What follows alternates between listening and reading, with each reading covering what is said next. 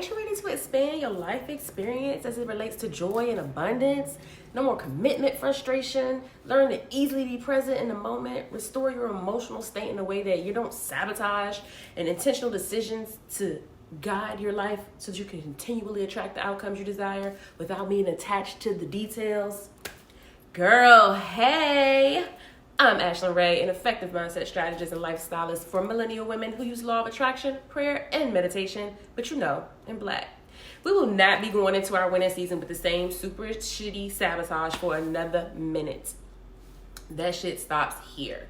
We are blocking fuckboys, friends, and Aunt Fanny too if she can't fall in line.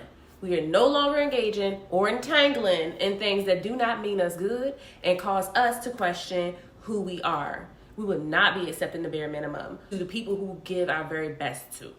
The ties to toxicity, hurtful behavior, and familiarity for the sake of fear and rejection, unbeknownst to you or not, are being cut. We are putting life in your hands.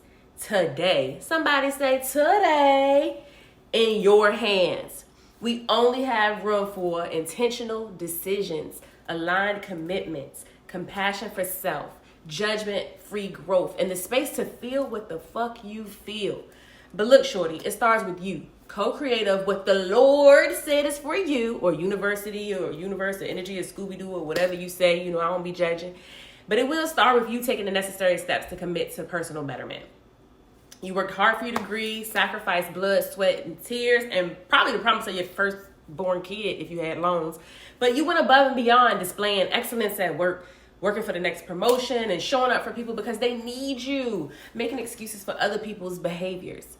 You thought things would be different. Maybe a family with 3.2 kids and a Shih Tzu, or happily traveling the world with all your girlfriends who are now stressed out with 3.2 and a Shih Tzu.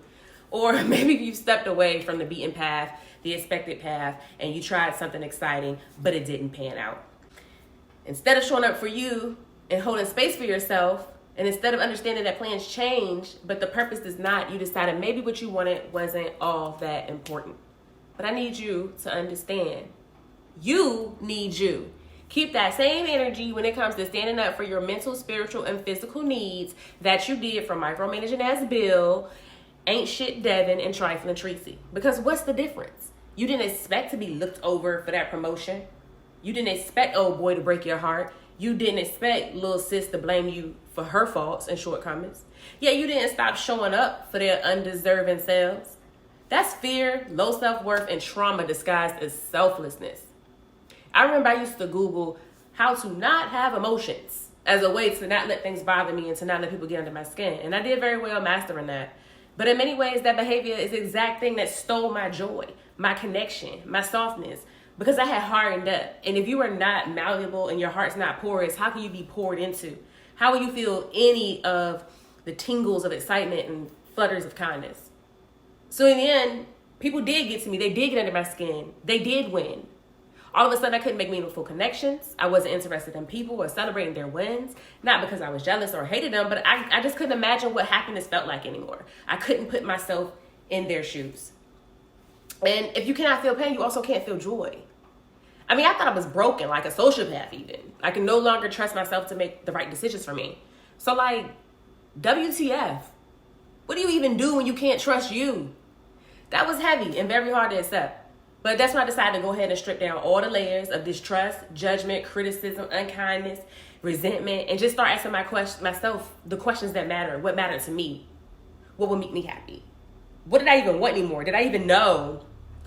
Do you even know? I know I didn't. I couldn't decide on some days between tikka masala and oyster shooters. So how in the world did God expect me to know what I truly desire in this big empty space between me and him?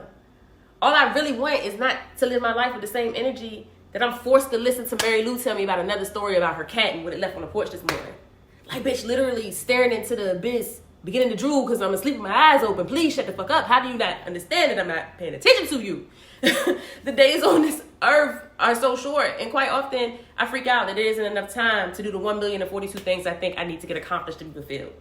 Therefore, I surely would not be wasting and criticizing myself, taking mediocre treatment from people who don't even deserve to smell my walk by air, or committing to things that start coming up with ways to injure myself as a means of escape. Nothing is more important than you. I'll be the first to admit that Saving yourself is not comfortable. It stretches you. It puts your cards right out there on the proverbial table for the world to see. You might even cry wondering if you made the right decision while you're trying to extract the poison from your life. But those emotions are fleeting. They are the reaction to an uncomfortable situation or a motivation to take another step, but they are not facts. And that includes work, your career. Fuck them people and their microaggressions. Hire a fucking career consultant and get that resume together. Pray and let it go. Not like the job today, you still got rent. But let go of the why, the when, and the how. You took the steps to go forward. Be present. Find from somewhere, even if it's simply how wonderful the sip of coffee was this morning. Find gratitude from somewhere. Wait for those opportunities to come. And when you're faced with the temptation to return to comfort, do not walk. Run to the unknown, because that shit is a trap to see if you're really ready for what you asked for.